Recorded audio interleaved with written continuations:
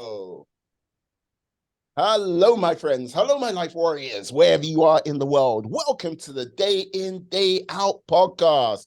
Woo! Today on episode 290, I'm very lucky, privileged, and delight to have Melany Oliver, who is a holistic therapist. How are you today, Melany? I am feeling very well and I'm loving your energy. You know what? Like, yes, Prozac, happy pills, and God knows what. Help me on a daily basis. It's a Sunday and I'm happy, happy, happy, joy, joy, happy, happy, Awesome. joy, joy.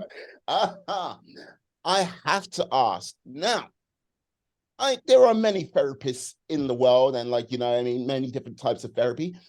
What is a holistic therapist? So I studied holistic therapies at uni and University of Westminster in London. And basically we use, firstly, we see the client as a whole.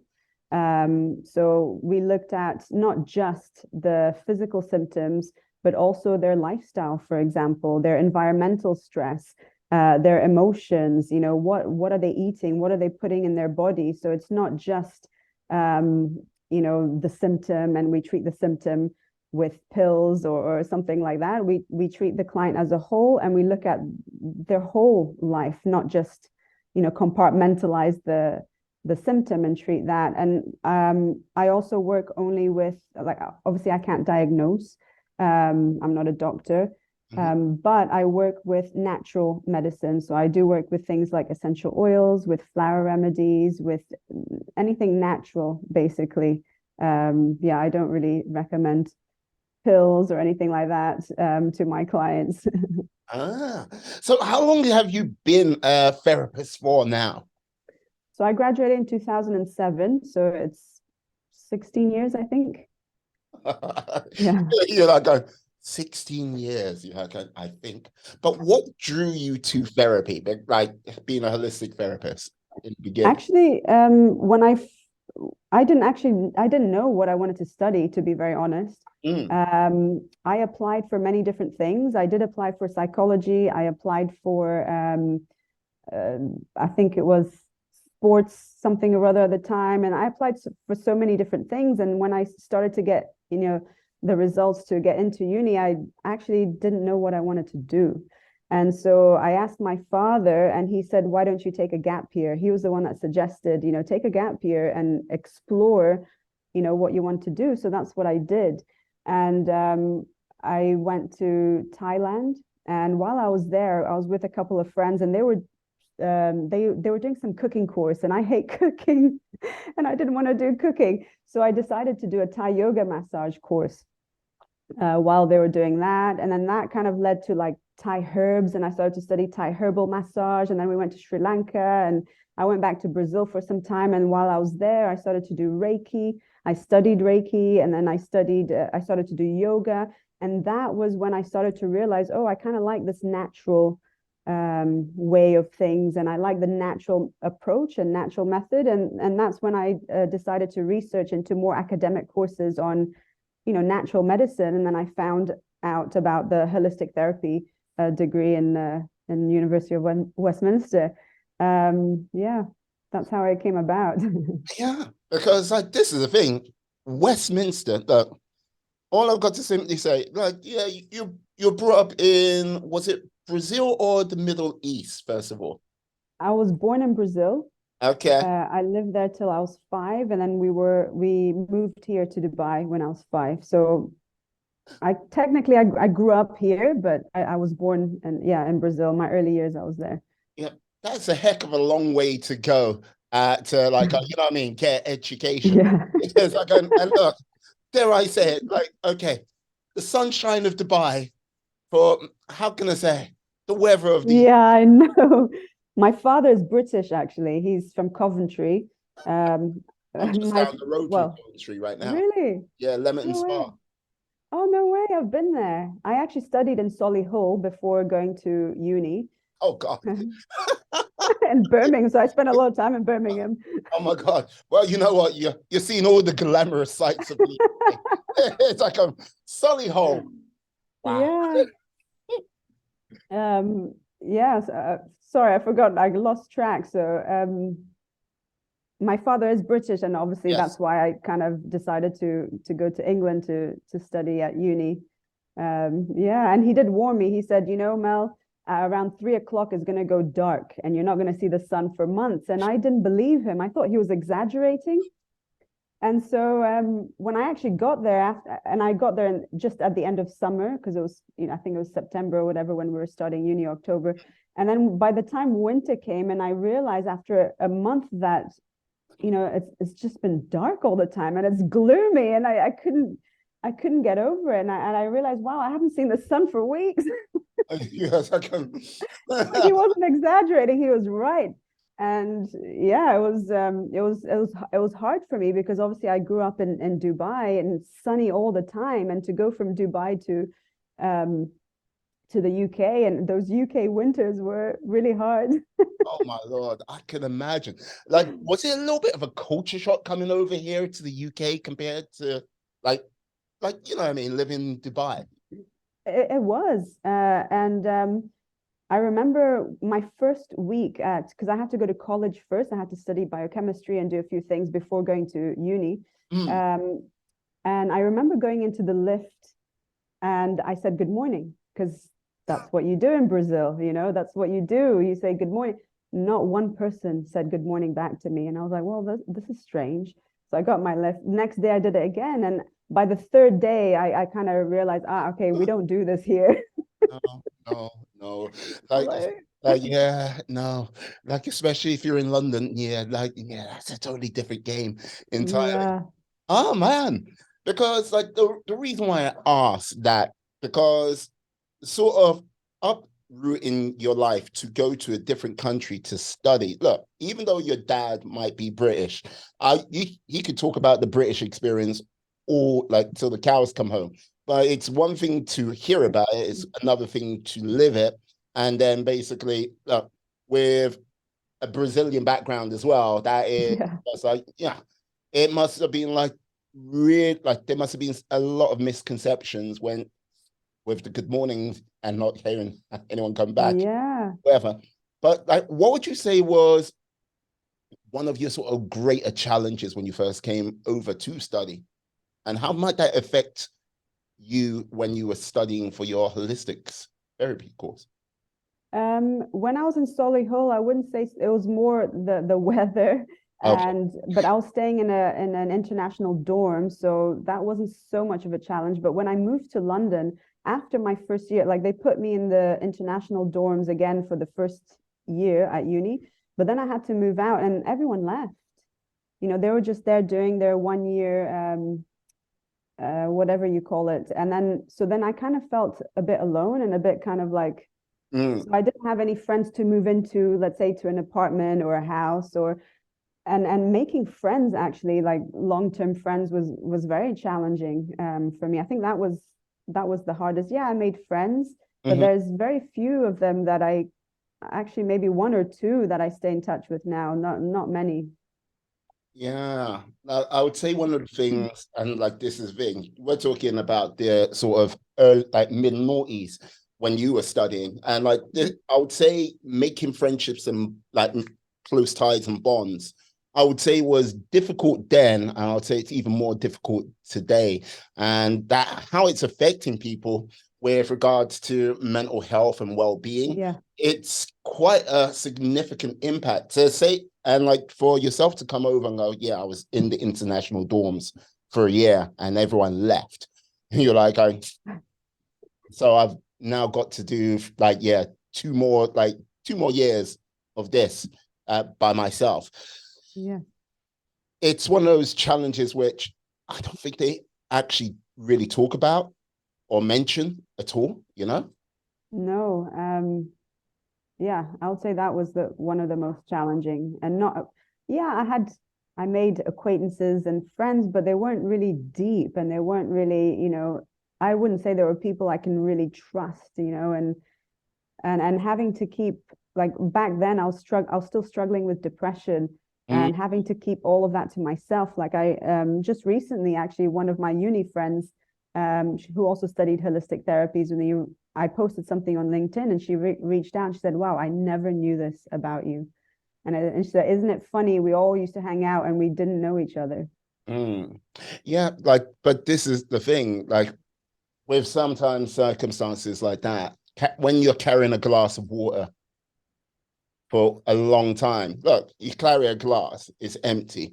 You can hold it like for a long time, a very long time. Yeah. Fill that glass with water and right up to the edge.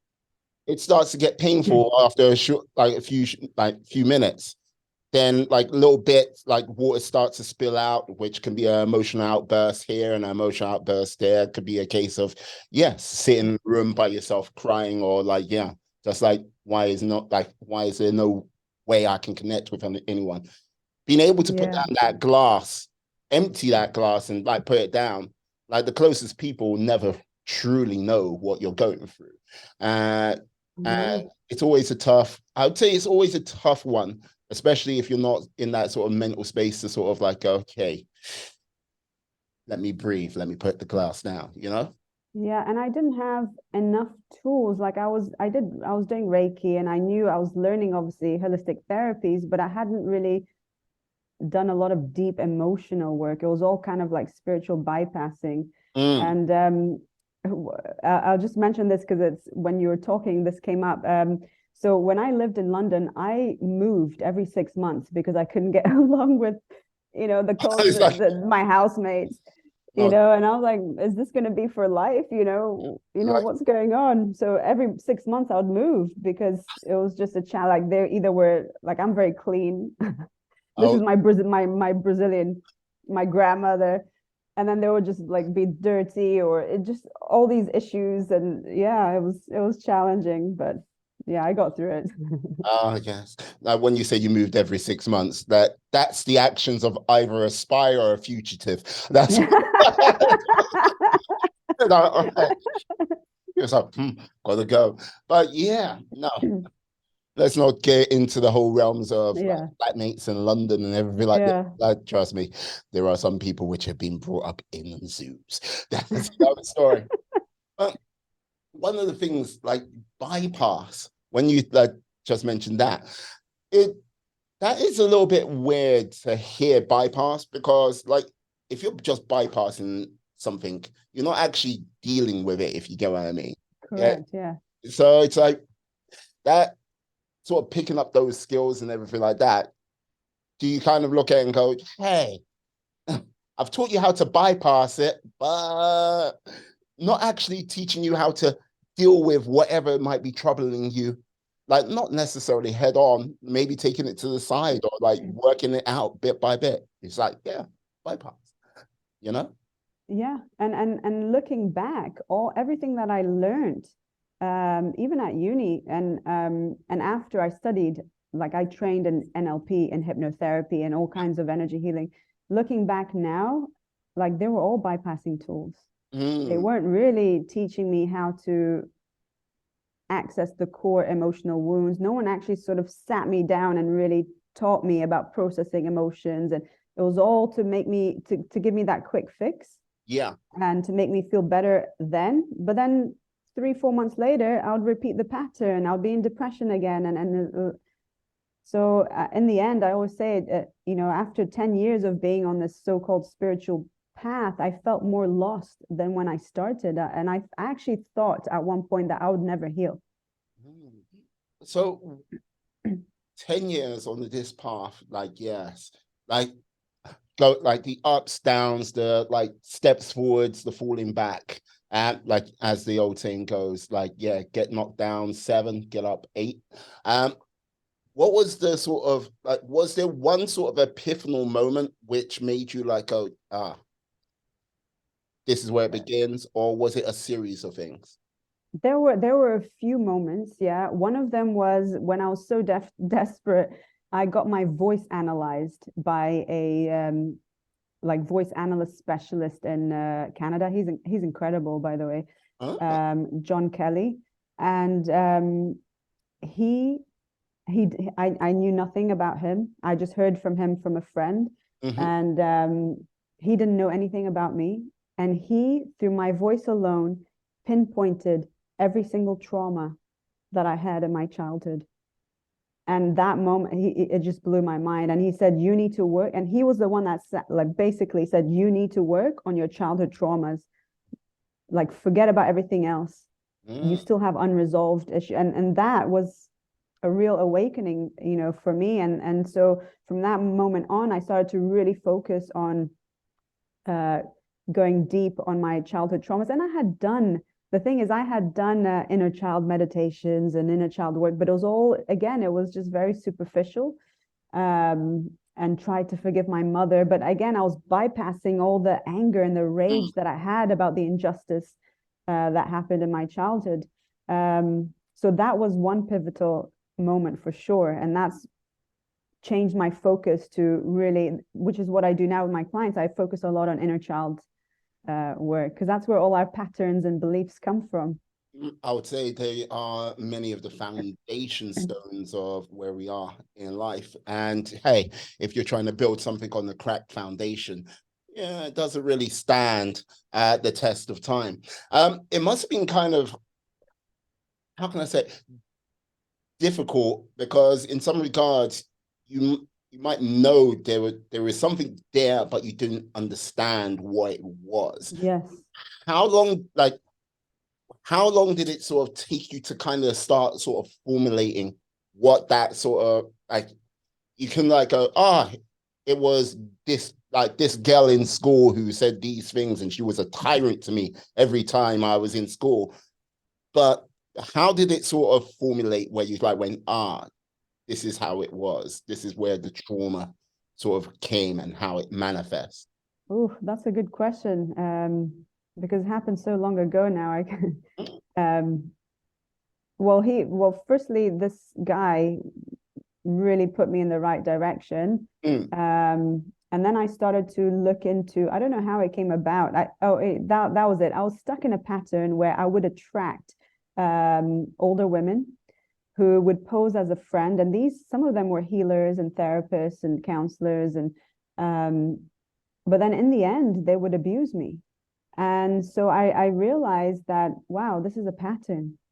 This keeps happening. And it will be a cycle of maybe 2 years, and then there would be a drama that would happen. And then I remember I was praying and I asked God, I said, please help me to have this realization, or to understand what's happening.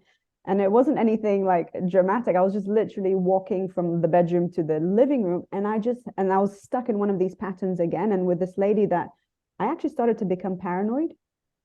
I started to become paranoid and have all these basically I was being abused and gaslit, and it causes, all this paranoia and self-doubt, and you're sort of doubting yourself and your reality. And then I just had this moment of a realization. I said, oh my God, I have attracted my mother. And from that moment on, I started realizing the toxic relationships I had with older women, and that this was a pattern, and that obviously was a reflection of my unhealed mother wound. And so then I started to dive deeper into that. And I don't know, somehow I came across narcissism, and started studying that. And I started to realize, wow, I was abused. Not only like she abused me physically, but also, emotionally, mentally as well. mm-hmm. And sort of started to put the pieces together. And that was such a relief for me, because a lot of the healers that I went to before, and even the counselors, and they would just tell me you need to forgive your mother. You need to forgive your mother. And yes, of course, that's the journey eventually, but they weren't really allowing me to process my anger, to process all the injustice that I went through. So they were also trying to skip steps. Maybe they weren't aware, I don't know, but that was keeping me stuck as well. So when I started to dive deeper into that, that really opened my eyes to a lot of things. I had other experiences as well. Like I went to do an ayahuasca ceremony in Brazil, and I always say I went to hell and back. The first 4 ceremonies were just hell. It was just childhood trauma after childhood trauma, and yeah, just a lot of it was once I had that moment of awakening from that voice analyst and then this realization, it just sort of all came, and I started to face it one by one. Yeah.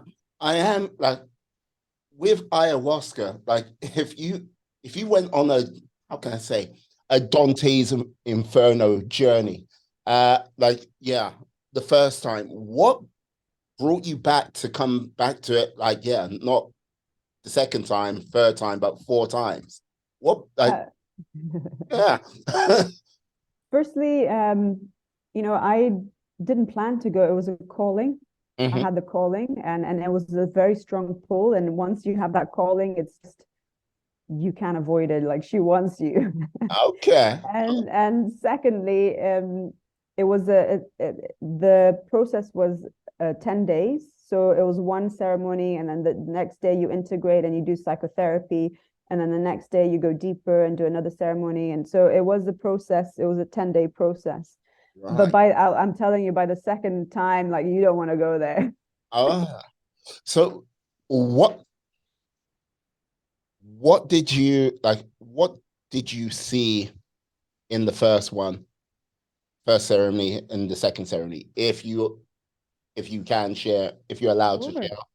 Absolutely. So the very first thing that I noticed when I first started to become like aware that the her energy was inside of me, I started to notice negative thoughts. I heard my own inner critic. I heard my own negative voice. And at first I was like, what is that? And I couldn't figure it out. And it was just negative. And the more that I could hear this negative voice about myself, look at you, you're a piece of shit. I'm sorry if I swear, you're this, Oh, you're that. swear away, yeah. It's like she's got a potty mouth, people, like a sailor. Shit. and and it was just getting worse and worse. And the more that I was hearing this, I started to feel sick. And Mm. I was like, oh, this is hard. And I couldn't, there came a point where I couldn't stand to hear this voice. And then I threw up. And after I threw up, it just went silence. And so that was the very first thing that I experienced. It was my own inner voice. And what was really interesting is that I was already doing meditations and inner work, and I thought I was like positive and all that stuff. And then when I heard that, I'm like, oh my God, that's my inner voice. I'm horrible to myself, Oh, you know? yeah. But like this is the thing. I would say you are not alone in that. Like basically, oh, most people's inner voice, inner critic. Yeah, Lord in Jesus. If you met that person on the street, you could be the most peaceful Zen person in the world, and you heard what they said on a regular basis, you would want to punch them in the face. You know. So it's like, yeah, some Yeah. people are very aware of that inner voice, that critic, what goes on a regular basis, and other people they're not aware. They kind of it's there in the background, and they might go, Yeah. "Why am I not achieving this? Why is this not going my way?" Yes. But Yeah. it's there in stealth, but it's always there. And I think because people are so dissociated from their bodies, from their and using all these spiritual bypassing tools, of Mm, course you're not going to hear that. Of course you're not going to be connected to that. yeah, But yeah, that was the first thing that I experienced in my very first ayahuasca journey. Yeah. right.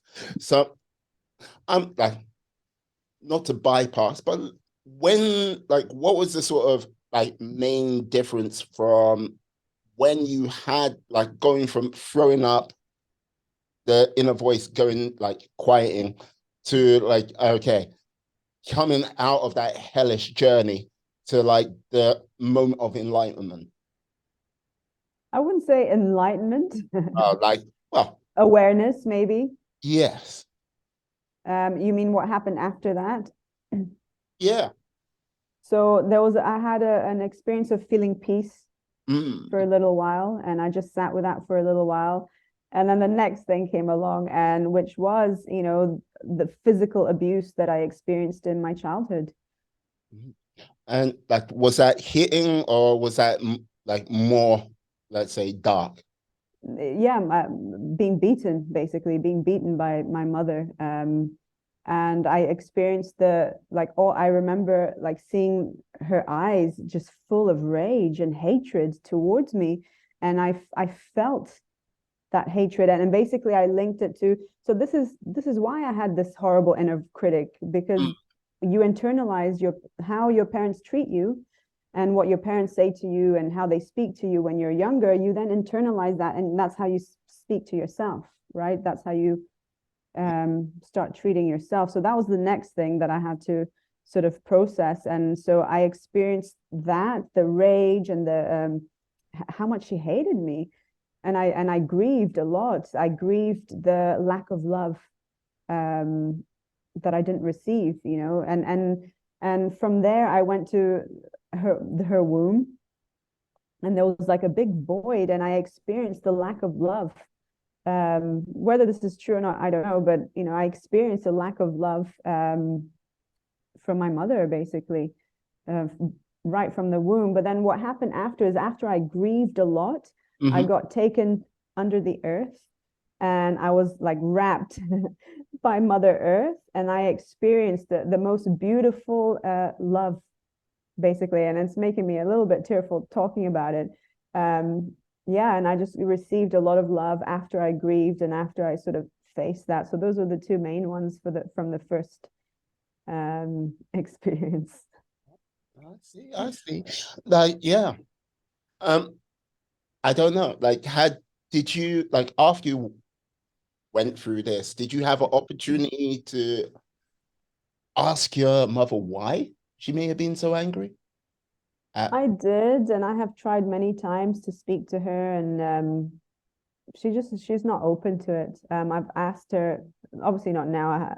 I cut her out of my life a few years ago, and I don't speak to her anymore. But back in the day when I was trying everything, and I did ask her to go to therapy. I've given her books. I, planted seeds. I've been direct, but it just no. And I remember even, I mean, I can tell stories, but yeah, I did ask, but it wasn't well received. Like I'm the problem.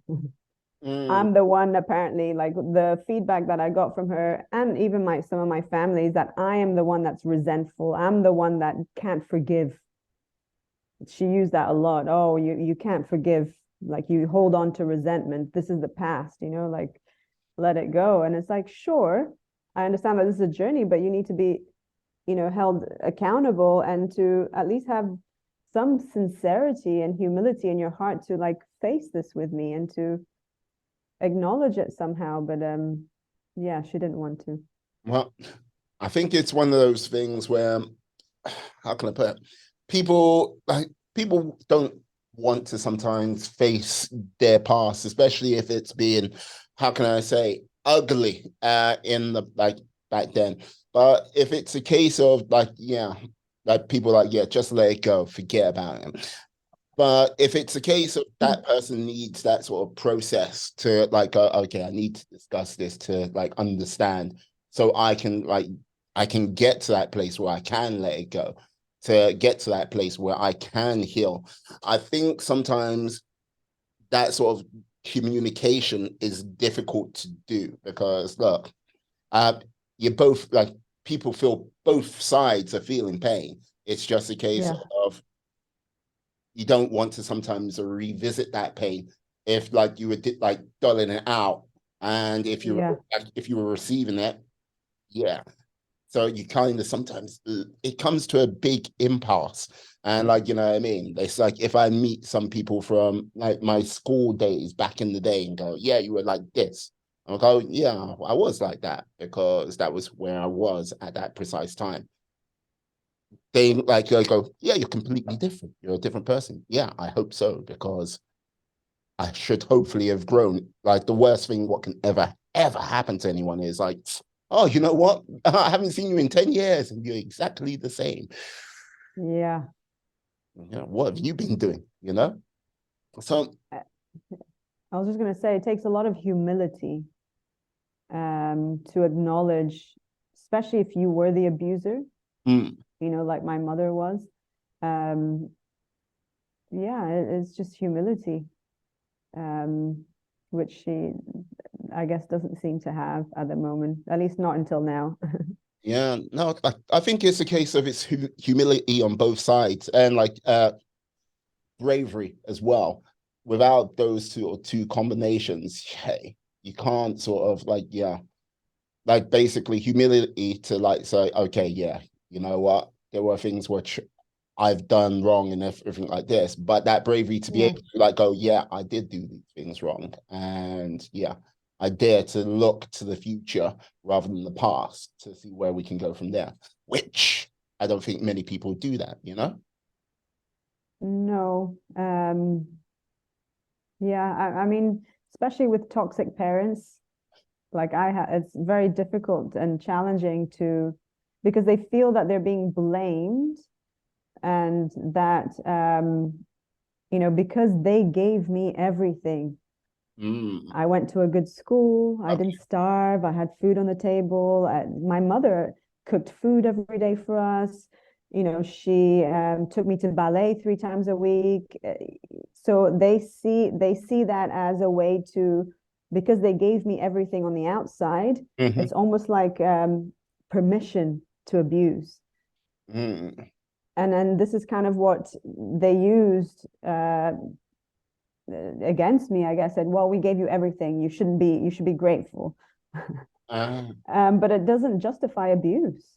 mm, It's not about staying in blame, but it's about putting blame where it belongs and having them, at least my mother in this case in particular, being held accountable, which she doesn't want to be held accountable. yes. Um, and then we can move on. But before that, it's going to be very challenging if someone is not humble and sincere about really being remorseful about what they did and all of that.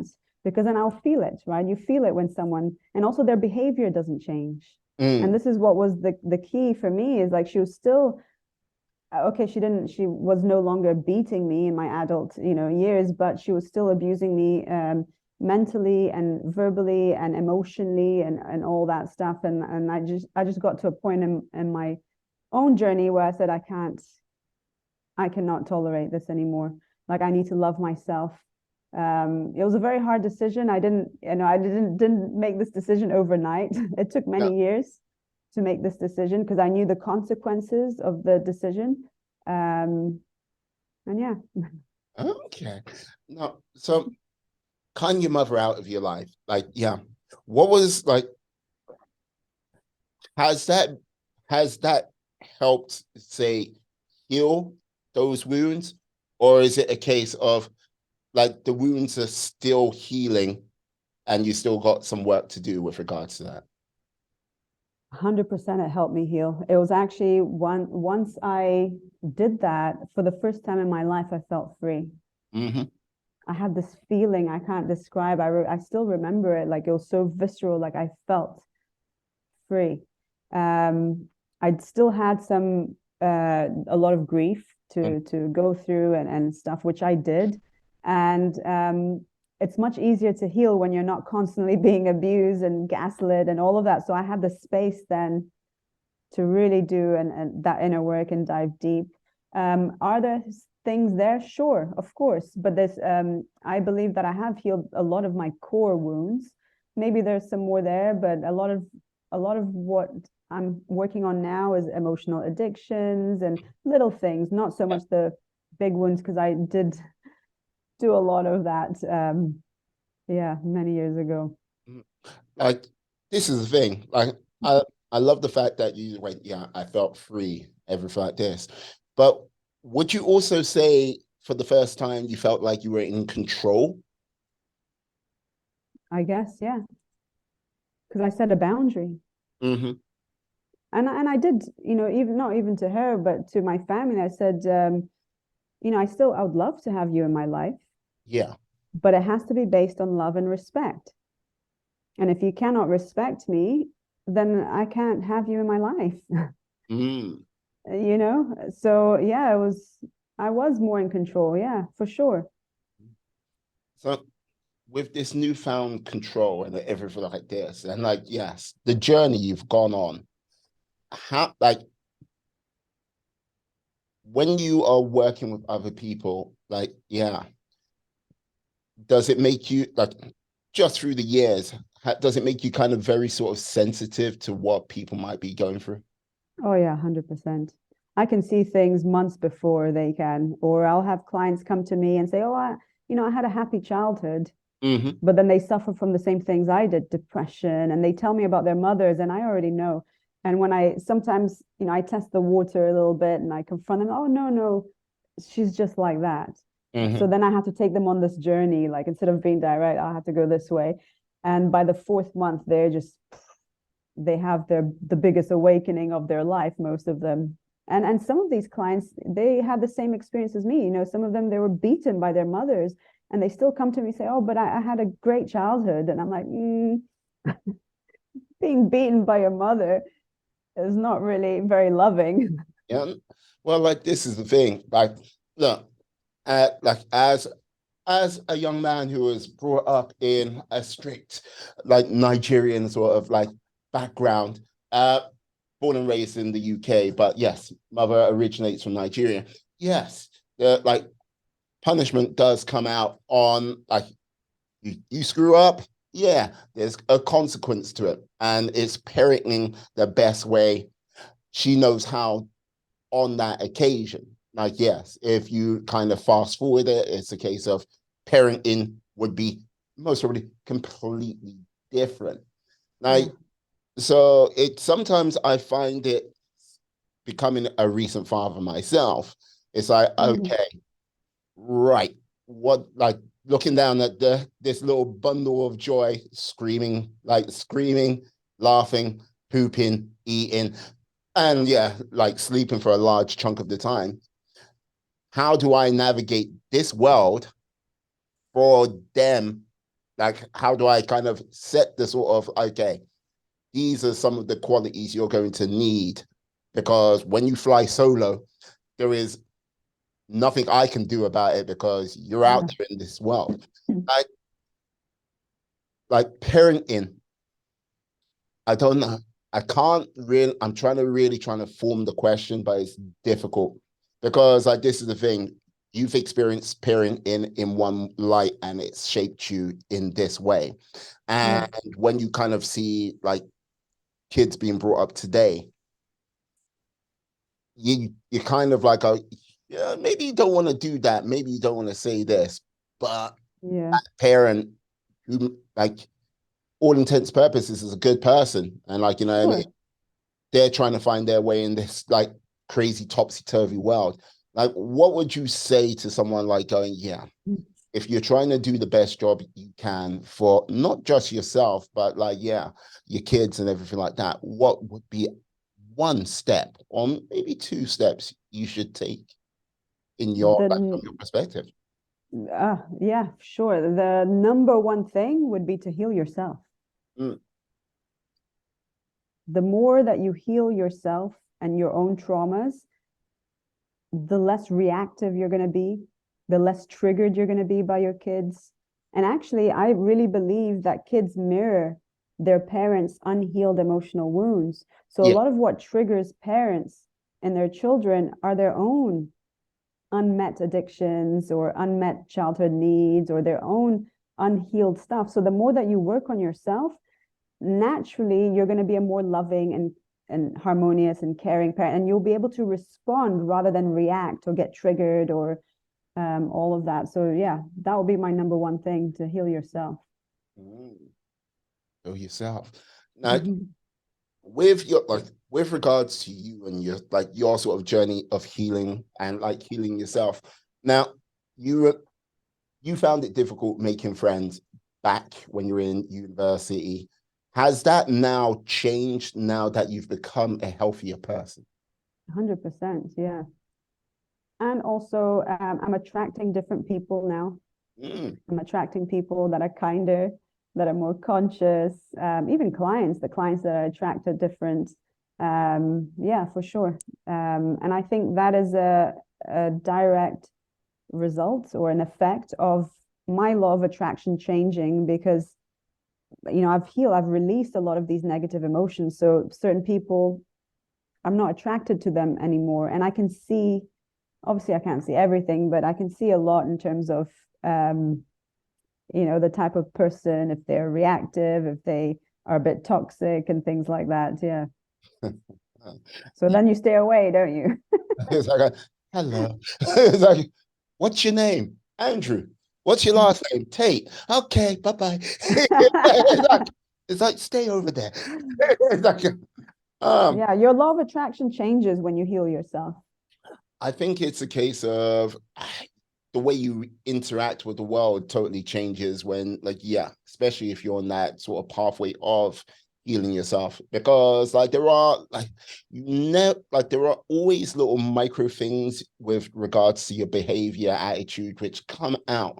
You're not Yeah, you're not actually doing it like, yes, this is me. It's just the little things where it's like, and I think everyone picks up on it. And like, yeah, might be more sensitive, like yourself.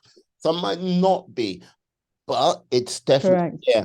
And like, you're like, oh, yeah, like that there might be a person which you're like, yeah, I had this really weird feeling about them. And like, Yeah, sometimes, like, this big thing is revealed and you come, yeah. I knew it. Yeah, yes, yeah.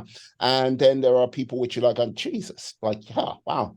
Whatever room they walk into, it's like, yeah, it's just a good vibe having you around, you know?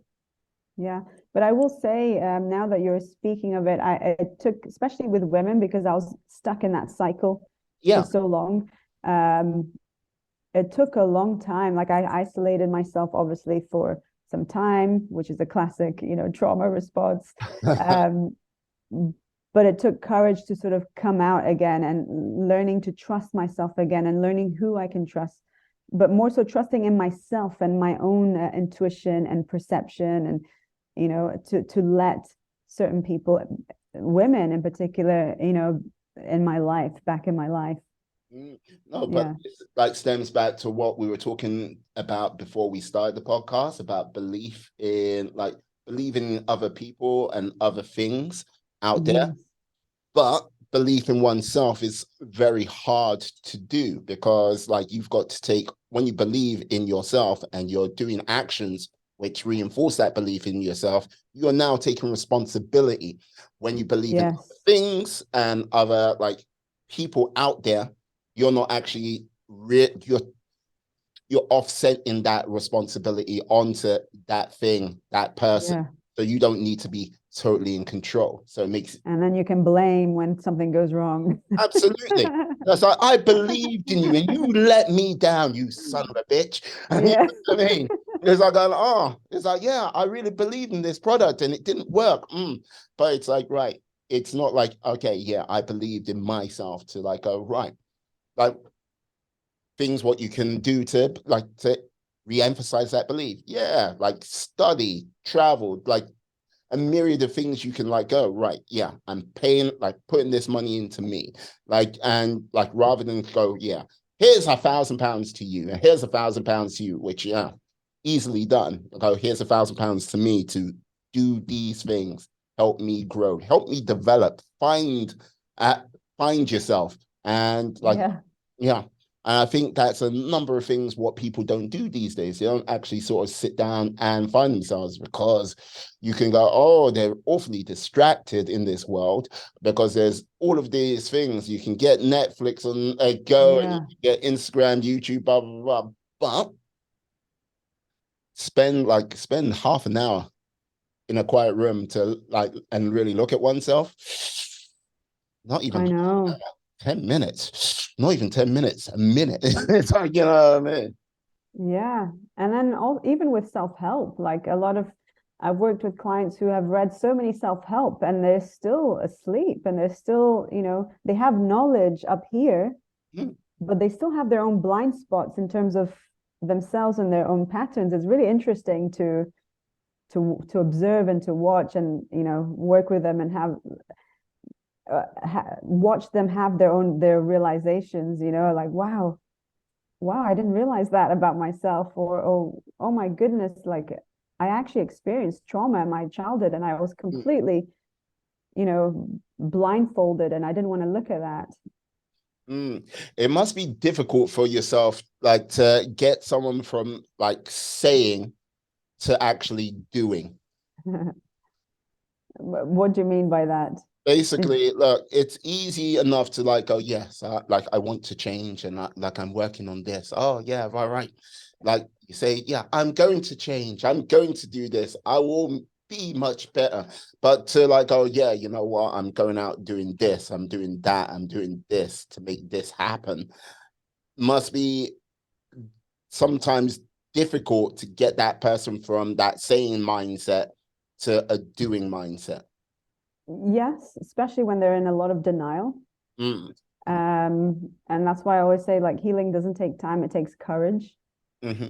Because a lot of the times it's, for example, setting a boundary with your toxic mother or saying those things that you don't want to say, you people please instead because you want to avoid confrontation. Mm. Or yeah, but there's a process. I meet people where they are. Some people are more courageous than others, so they take action immediately. Others are a little bit want to do it at a slower pace. So in the past, if it was me coaching like 10 years ago, I would have like, been more like dragging them through. But then I realized like that's not, because I want them to go at my pace. Ah, it's like, come on. It's like, I'm you, extreme. you're like, we're gonna make you happy in Let's the next do it. And I and I thought everybody was like me, everyone that said that wanted to do something, they would just flip and do it. And I realized like, oh, actually, not everybody wants to go at my pace. Mm. Like the whole thing is there's sometimes look, and like this is why sometimes like I have issues when anyone's doing coaching, therapy, anything like this. And like, and sometimes therapists and coaches go along with it rather than sort of like going, okay, you can't always have like this is my start date and this is my end date. Yeah, correct. Doesn't work like Doesn't that. work. It's a case of this is my start date. And like, yeah, most like people should be aiming to a point where it's like, okay, I've got to this point where I can stand by myself. And like, yeah, I don't need a therapist. I don't need a coach and Yeah. everything like this. But more times than not, it's just like, yeah, this is my start point. And yeah, I'm just going to repeat. And therapists and coaches sometimes jump on that bandwagon. It's like going, yeah, you know what?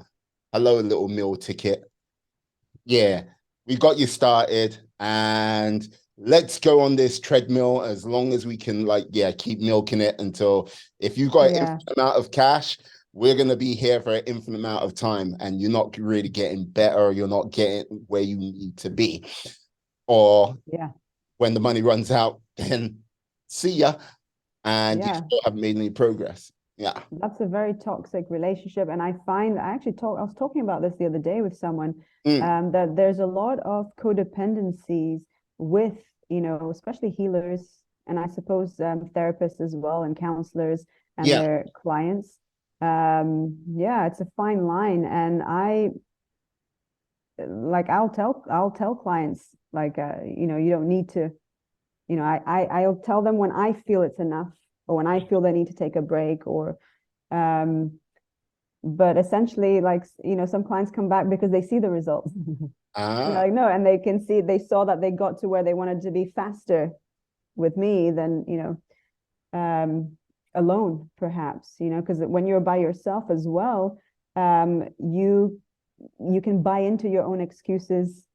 You buy it, you'll do it later, and then later never comes. So yeah, it's a line that I navigate by being truthful with my clients. Like I'll call them out Mhm. um, on things as well. Like I remember many years ago, I called out a client and I told her that I can't work with her anymore. That she's resisting, she's not taking action, and this, that, and the other. And she actually said, "No, I know that I'm resisting. I know that I'm doing this, but I just need to go at this very slow pace." Mm. And would you be willing to work with me? I said, sure. Now that we have this agreement, okay, you tell me how fast you want to go. And so I did work with her and she did, eventually heal and come out of it. But it took longer than, let's say, with some other clients that I worked with, which I knew I could get the results within, 3 months. Um, so yeah, I guess it's for me, it's about being honest and truthful with Mhm. people and with clients and Yeah, and my job and is to empower them so that they don't actually need me eventually. That's the real job, isn't it? To so that they know how to do their own inner work and process their own emotions and things like that. Yeah, no, that should be the true like mission for any coach or any like Yeah, therapist. Like, yes, get the person to, well, you're kind of trying to put yourself out of a job. yeah. But yeah, No, it's true. yeah. And I have clients who coached with me many years ago. They've healed from all sorts of things, and we're still friends. Like they stay in touch, but they don't coach with me anymore because they came to me and I also believe that, sometimes we need different guides and different coaches in different times of our life. So I'm not going to be your coach forever. Maybe you'll need someone else to do some other kind of work, with you or yeah. So I'm happy to say that I've got a lot of clients from like 10 years ago. I had a client message me just a month ago, said I known him for 14 years, him and his wife for Yeah. 14 years. And then they both had a session with me recently, but I hadn't coached them for at least 6 or something like that. Yeah. Yeah, brilliant, brilliant. So with this, and like your therapist today, like what would you like? What do you want, say, for the next year or so? Like, is it just being Mm. a therapist, or is it a case of you're looking to spread your wings slightly more? I am looking to spread my wings a little bit more, mainly with my message, because, like I told you, I'm not sure if we spoke about this before we started or if we mentioned this throughout. So I was in the spiritual bandwagon for like 10 years and nothing was working. And I was so frustrated with these new age gurus, and no one was really telling me, how to heal. And I wasted a lot of time and a lot of money on these tools and techniques and meditation for this, that, and the other, and nothing worked. So I really have a strong message in terms of emotions. I believe emotions is the language of the soul. It's how we learn and grow and evolve spiritually, mentally, emotionally. It's also, I mean, if you want to go really spiritual, like to me, it's God's language as well. And it's the only way that we're going to heal and grow. So this is my main message that I would love for those who are still lost on their spiritual journey to find, and to for them to know that you don't actually need tools and techniques. You just need to develop your will. And that comes from your heart, from your soul, and this is an emotional desire from within. It's not a tool that you take from outside. It's an emotion that you develop from your heart. I went on a rant there.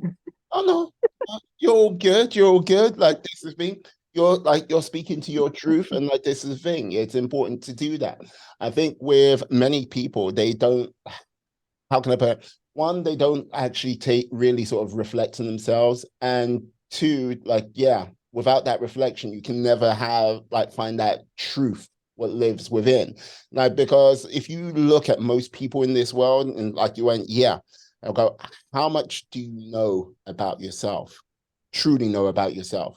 If someone goes, oh, I know 100% I don't truly believe of, that. and I'll be like going, one, yeah, I won't believe it. Or two, I'll be like, yeah, I'll be quite terrified of that person because Yeah. they have gone through the complete gambit. Like if someone went, yeah, I know like 30% of myself, 40% of myself, and I'll go, okay, yeah. I would say that's a person who's really sort of gone above and beyond in some regards Yeah. because most people they might know 30%, but I would say it's 10, maybe 20. And Yeah. I think that number is dropping more and more in this sort of day and age. And I don't know if I don't see it as being a good thing, truthfully, because if you don't know yourself, you have no real direction on where you might be going. And Oof, yeah. it's the truth, though. And you're either doomed to repeat past mistakes or you never fulfill like your true potential because you have no idea what your potential is or your purpose, you know? Yeah. And I think also that's one of the main reasons why things like depression is on the rise and suicide and all of that, because people are lost. Mm. They've lost touch with themselves, and yeah, they don't know who they are, and they um, don't know how to process their emotions. They don't know how to feel their emotions, and most of the time, we were taught by our parents. I know that now it's changing a little bit, but most of us, um, 30s, 40s, we were taught to suppress our emotions. And the thing is, when you suppress your emotions, you disconnect from yourself. So the only way to truly know yourself, I believe, is by feeling and processing your emotions. It's not just intellectual, it's really feeling. And that's how you start to feel more connected to yourself and start to understand who you are. Yeah, like this is the thing. I would say there are some like in this day and age, there are some people who go, oh, get to know yourself better, get to know your emotional self better, get to know like your logical side better. But it's one of these things between saying and doing. Correct. Yeah. Because you say all of this, but like the whole thing is like getting to know your logical self, getting to know your emotional self. It comes through the acts of doing really hard and uncomfortable things. Like Yeah. it's the thing. And like there's I often say you've got to actually go through a physical process, some more Yes. so than say a book reading process. Because Correct. if you're not doing the physical and like going through that sort of like physical and mental stress at that time, you're not really building that resilience truthfully. Because if you're oh yeah, work in that field, but you're okay. That's one thing. If I went, yeah, read a paper about work in that field. Yeah. And this is what most people do. And I love that you said it's a physical, Mm, because emotions as well. Like a lot of people think that they understand their emotions, but the amount of people that I've worked with that think that they're self-aware because they've read a lot of self-help books actually have no idea why they're depressed, for example, mm, or why they have certain emotional addictions and things like that. And emotions have to be felt. It's a physical experience. yeah. And And people are scared to go through this visceral physical experience. well, this is the whole thing. People are afraid to get hurt, like, okay, like either mentally or physically, or like to go through that sort of pain, because it's Mm. like one of those things. Look, like one of my favorite film moments is Avengers Endgame, where you got Captain America, like, yeah, Thanos' army lands, and like he's like, yeah, shield broken, like he's there, pulls the shield, and it's like, yeah, he's like, okay, if I'm the only one, I'm gonna hold the line. I'm gonna like, yeah, instant death. But he's just like, Yeah. yeah, he's looking it Uh, down, and then he hears like on your left, like the first portal opens, and like you see like, and like yeah, like Falcon flies through, and you're like, oh, and then everyone's coming through, and you're like, ah, like the roar, and like you hear the cinema. Like if you watch any YouTube video where they've done this, and like you people are like, yeah, okay. I would like it gets me fired up anytime. If there was a really? portal what opened up and like, yeah, you saw me with a gun, I would run through it and that's like, yeah. I say that because I'm perfectly safe watching it at home or watching it in a Right. cinema. If that moment had to come, like came up, I would like to believe I would like step up and like, you know what I mean? Yeah. Like go into battle and possibly face like, yeah, life and death decisions and everything like this. But the truth of it is most people wouldn't. It's No. great Yeah. being Yeah. on TV, great being in the Yeah. cinema, and like, yeah, being fired up and like going, right, but it's not real. It's like for them because it's like you're safe. And if you had to put yourself through pain, that suffering, you wouldn't do it. And like, yeah. Yeah. A lot of people talk the talk, but they don't walk the path, you know? Mm, And one thing that I'll say about pain, because a lot of people are scared of feeling their emotions. Firstly, it's just an emotion, you know? And secondly, what I realized is that it's only painful when you resist the emotion. mm, But when you actually truly feel it, it feels like a relief. and you want to be in that emotion, even if it's you're grieving about, not being loved as a child or whatever you're grieving. It actually feels like a relief when you truly process the emotion. It's only painful when you resist it and deny it and all of that. That's what makes it difficult and painful. But when you're truly in it, it feels good actually, even though you're processing a difficult, let's say, emotion, if that makes sense. Yeah, no, it does. Like, oh, okay, yeah. So now I have to ask like a couple more questions, and then you'll be free. Like, no worries. What was your last walk the walk moment that you can recall? Walk to walk. Like walk the walk rather than Walk like, to walk. yes, moment that you can recall. Um, I mean, the most significant one was the one where I stood up to my mother, and I stood up and I had to stand up to everyone, to my grandmother, to my Mm. grandfather, to my father, to my brother, and to my, like, I had to stand up to everyone. That was really me putting up my boundaries, speaking my truth, and I was attacked um, a lot, and I had to take it, and I had to grieve that. That was the most significant one, I would say, because obviously it's my family. And Mm. who, everybody wants to have a family and want to have family in their life. And yeah, and the reason I say that is because a lot of people who grew up with toxic parents or abusive parents are afraid to stand up to their parents, are afraid to speak truth to their parents, or afraid to cut them out. And from my personal experience, if you don't do that, I doubt that you will heal, basically. And I'm sad to say that. I don't want to say that, but that was my experience. No, no, fair point, fair point. Yeah, I have to ask now, what was the what was the last thing what brought you like where you had a sense of gratitude for?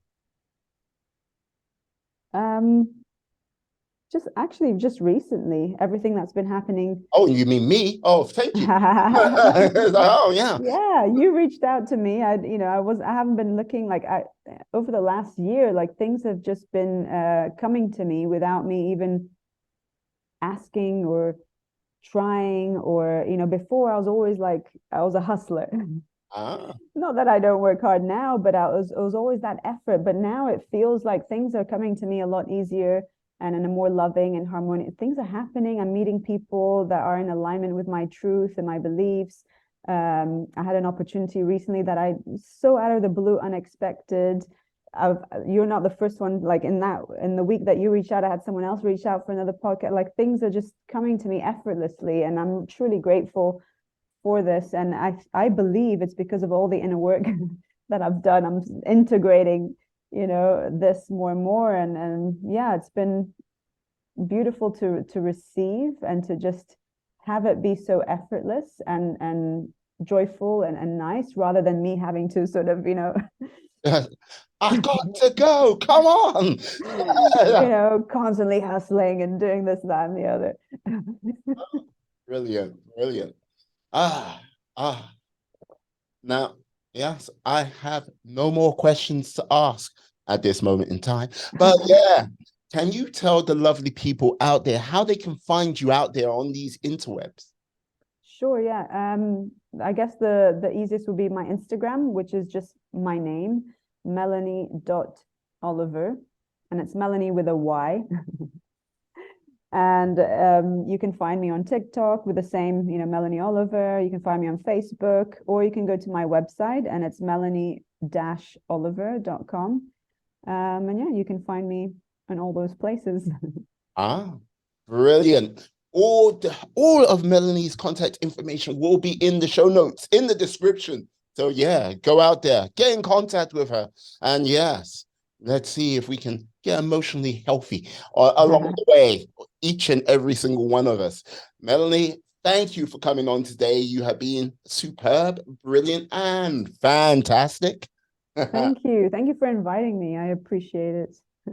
Joy to have you on. And let me just say thank you to you, my friends, my life warriors, for sticking with us to the end of the show. Please stay well, stay safe, be awesome, be excellent, be fantastic. Be all the positive beings you could be in this world and then some. And remember, you can overcome. Peace. And we are.